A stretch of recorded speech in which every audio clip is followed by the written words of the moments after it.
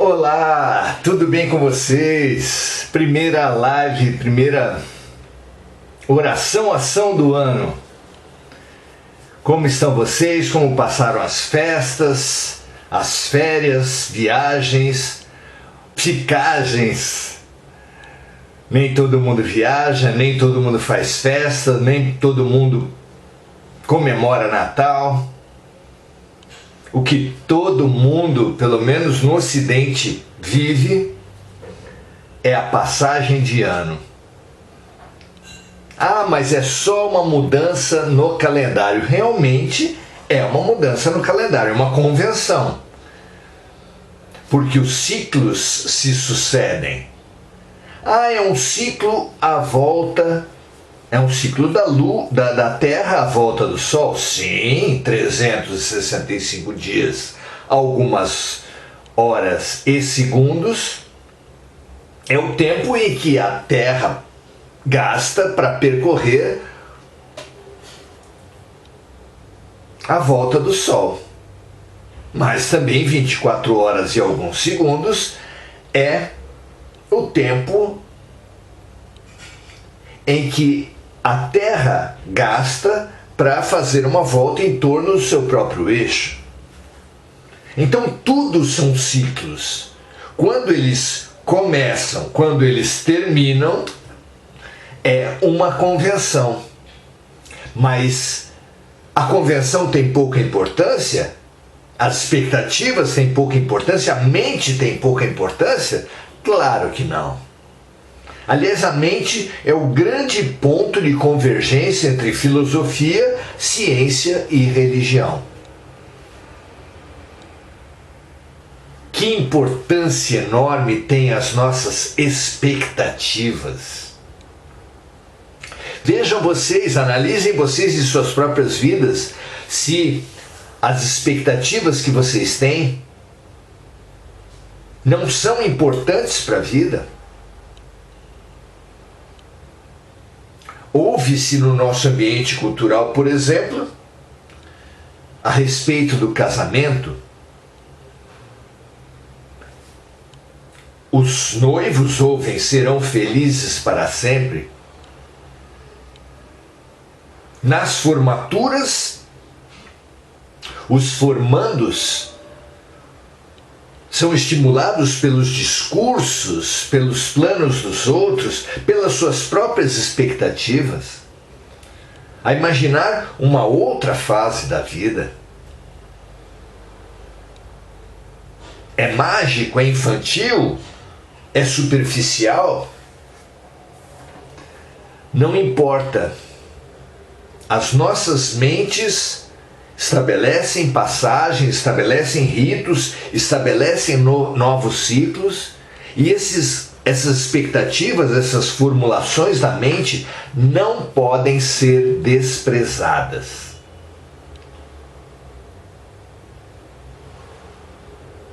Sim, nós estamos aqui ao início de um ano, sim, nós cultivamos expectativas e sim, as nossas mentes, as nossas expectativas são um componente essencial de tudo aquilo que nos vai acontecer. Sejam muito bem-vindas, amigas Inês Panucci, Paula Maria Fernandes Lopes, Andréa Salvatore, Regina Frutuoso Guerra. Muito bom estarmos de volta. Anne Lix, Maria José Sobral, é muito bom estarmos juntos. Voltamos, digamos assim, com a bola toda ainda essa semana, como eu postei na minha página aqui no Facebook. Faremos palestra hoje à noite no Semente de Luz, amanhã à noite, sempre às 20 horas, hoje e amanhã às 20 horas, e no sábado às 16h30.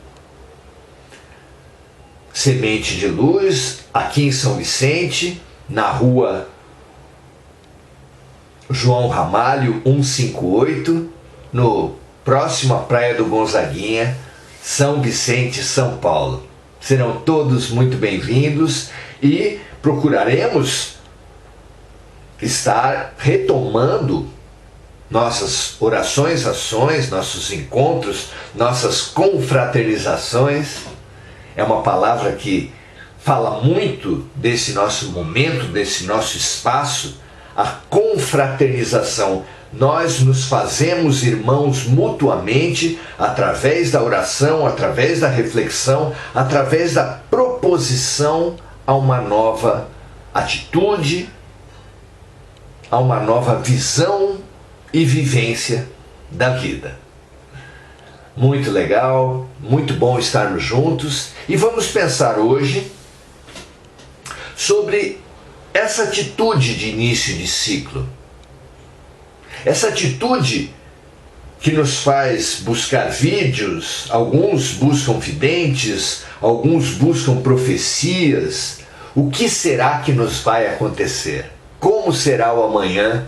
Como dizia aquele samba-enredo gravado por Simone. Como será o amanhã? Responda quem puder, quem sabe é Deus. Claro, os fatos, eles têm uma peculiaridade. E a primeira questão a ser enfrentada nas nossas reflexões sobre o futuro é: existe um destino ou as coisas são criadas, construídas por nós mesmos?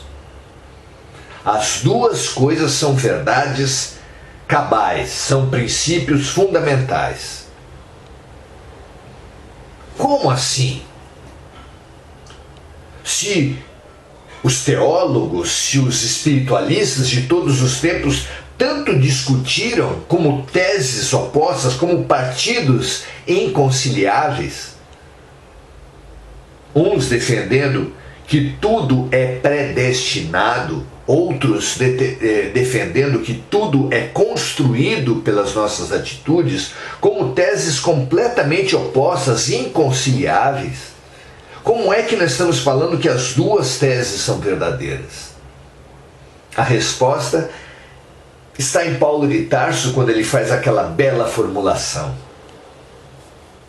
que o plantio é livre, mas a colheita é obrigatória. Essa conciliação se dá ao longo do tempo. Como assim? Tudo que nós fazemos hoje é colheita do nosso plantio anterior. Ah, então tudo é predestinado? Tudo que vivemos hoje é colheita das nossas opções anteriores, mas também são resultado das nossas disposições interiores. Mas o nosso próprio futuro será assim, da mesma forma que o presente é colheita de um plantio anterior. Nós também estamos plantando agora, constantemente, e iremos colher do plantio atual a nossa colheita futura. A todos os momentos, a todos os segundos, a todos os instantes da vida, estamos pensando, sentindo, falando e fazendo. E esse é o nosso plantio. É com isso que nós plantamos. E é disso que nós plantamos que nós colhemos. Ah, então não há nada que fazer com relação ao que vem do passado. Os fatos nos vêm como destino, mas ainda esses fatos poderemos vivê-los de um jeito ou de outro. Então, além do que vem do nosso plantio anterior, com relação aos fatos que nos vêm como inevitáveis, nós podemos modificá-los completamente de acordo com a nossa disposição interior. Duas pessoas passam pela mesma vivência e veem essa vivência de forma diferente e, vendo essa vivência de forma diferente, vivem essa vivência de forma diferente. Duas pessoas se separam, umas deprimem, outras festejam. Duas pessoas são demitidas da mesma empresa, recebem a mesma indenização, umas gastam para beber, para se afundar na depressão. E aqui a gente não fala que o tratamento não é necessário, a ciência deve ser sempre percebida e considerada. Mas o fato é que alguns usam os eventos para se auto-vitimizarem, para se rebelarem com a vida, e isso traz repercussões na sua saúde mental, que os remédios não conseguem curar completamente, eles atenuam. Mas os eventos impactantes aguardam de nós uma nova atitude, para que eles possam ser superados essencialmente, não apenas atenuados. Isso quer dizer, então, que as dores que nós colhemos do passado podem ser vistas como punições. Como é forte na nossa cultura a ideia de um Deus punitivo, como um destino que nos aprisiona, ou como consequências terapêuticas e pedagógicas de um Deus que é todo professor e todo curador. Claro que nós nos posicionamos, claro que nós estimulamos e sugerimos essa última posição. Como são, para usar essas mesmas comparações, como é a vida do aluno que se sente perseguido pela escola, por todas as escolas, todos os professores? Como é a vida do doente que desconfia de todos os médicos, todos os medicamentos e todos os procedimentos? Acaso o aluno com essa atitude aprende? Acaso o doente com essa atitude recebe a sua alta? Claro que não. Mas quando ele confia que nada acontece, eles confiam que nada acontece por acaso, eles viverão o que vem para eles como destino com uma atitude muito melhor. Para eles não haverá punição, para eles não haverá perseguições, injustiças, revoltas, culpas. Para esses haverá oportunidades. Toda dor e toda crise é uma bifurcação que se oferece àquele que passa por ela. Verei como uma dificuldade ou verei também como uma oportunidade. E esse ano, no contexto da transição planetária, onde é preciso separar o joio do trigo, os bodes das ovelhas, os peixes grandes dos pequenos, nas metáforas apontadas por Jesus no Evangelho, esse ano, muita energia virá sobre a humanidade, uma energia que potencializará as nossas atitudes perante a vida. Aqueles que acreditam na dor punição, no Deus punidor, na culpa, na mágoa, aqueles que viverem essa guerra interior com os outros, com a vida, só poderão colher, só poderão viver no mundo em que acreditam. Ou seja, 2023 para eles será uma guerra. Que pena. Que pena para aquela parte de nós, para aquela tendência de nós se prevalecer, de ver a vida como uma guerra. Mas há outro jeito? Claro que sim. Se Deus é perfeitamente bom, perfeitamente justo e absolutamente poderoso, quem realmente acreditar que não cai uma folha de uma árvore que não seja pela vontade dessa força benigna, perfeita, suprema.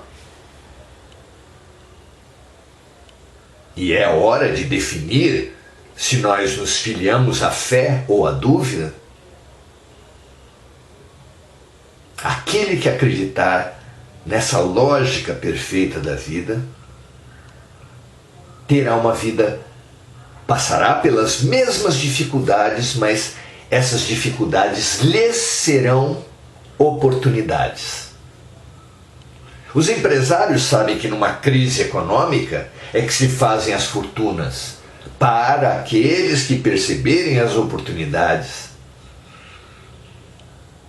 Para todos nós, buscadores do Espírito, precisamos perceber o mesmo, especialmente nesse ano tão intenso de energias tão poderosas. Numa comparação,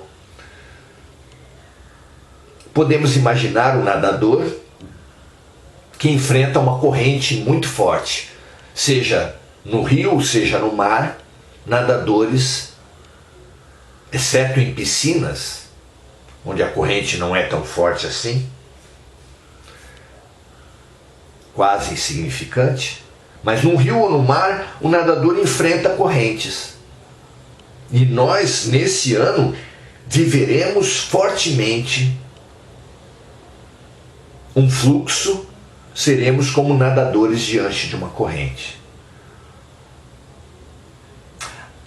Nesse símbolo, nessa comparação, aqueles de nós que resolverem enfrentar a sua corrente, lutar para que seja feita a sua própria vontade. O que pode acontecer com o nadador que nada o tempo todo contra a corrente? Vai avançar muito? Seguramente não. Vai se cansar? Seguramente sim. Então o resultado daquele que pretender impor os seus desejos sobre os outros, sobre a vida, sempre foi e nesse ano será ainda mais o cansaço, o não avanço, a pouca produtividade, a prisão, por assim podemos nos expressar. O que é daquele que, percebendo que o seu fluxo, que o seu desejo, que a sua vontade é diferente da vontade da vida, se adapta a essa vontade, o que é dele?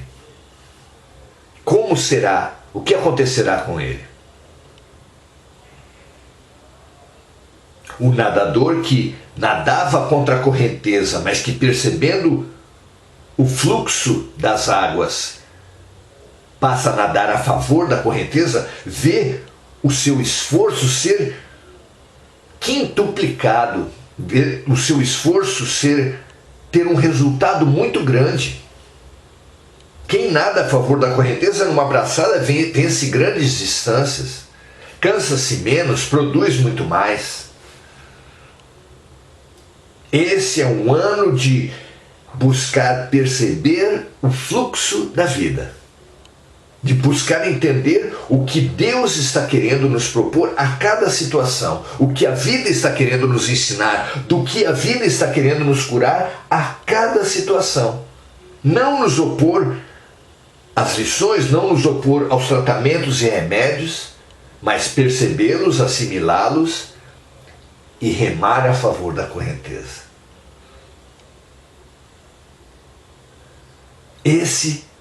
Essa é a grande proposição da vida. Jesus diz: se os seus olhos são maus, tudo à sua volta será mau. Então, 2023, para essa pessoa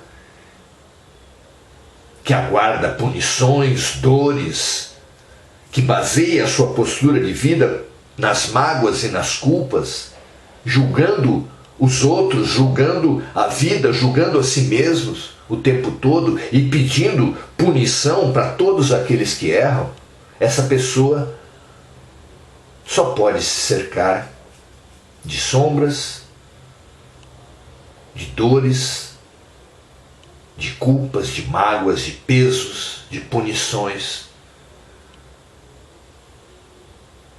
boicotando os outros, a si mesmo, boicotando o fluxo, remando contra a correnteza. Já o outro, que perceber a força da proposição de Jesus no Pai Nosso, ao nos ensinar a falar, seja feita a vossa vontade. Aqueles que perceberem a força do seja feita a vossa vontade e que, portanto, se dedicarem a entender a cada momento qual é a vontade da vida, qual é o sentido dos fatos, para que caráter terapêutico e pedagógico se insere cada situação à sua volta, esses se destinarão ao aprendizado e à cura.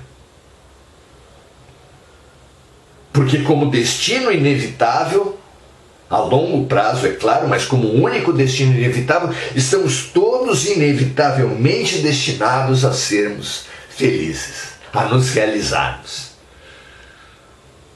Mas como Deus nos ama em liberdade, jamais o amor de Deus poderia ser amor, jamais o amor de Deus poderia operar baseado em imposições. Ele permite que nós vivamos o nosso destino, que nós façamos o nosso caminho da maneira como quisermos. Algo como viver numa cidade e buscar a cidade vizinha. Quanto tempo demoraremos para alcançar a cidade vizinha? Quanto sofreremos? Que recursos demandaremos para chegar à cidade vizinha? Depende. Se você rumar diretamente para a cidade vizinha, você vai ter pouco cansaço, gastar poucos recursos, gastar pouco tempo. Mas e se você resolver traçar o trajeto oposto, aquele que liga diretamente a sua cidade à cidade vizinha? Se você, ao invés de ir para o norte, onde se situa a cidade vizinha, você resolver ir para o sul e percorrer a cidade imediatamente ao sul, depois o estado imediatamente ao sul, depois o país imediatamente ao sul, e saindo do país vizinho, trilhar outros países, sair do seu continente, entrar em outros continentes, outros países, outras cidades,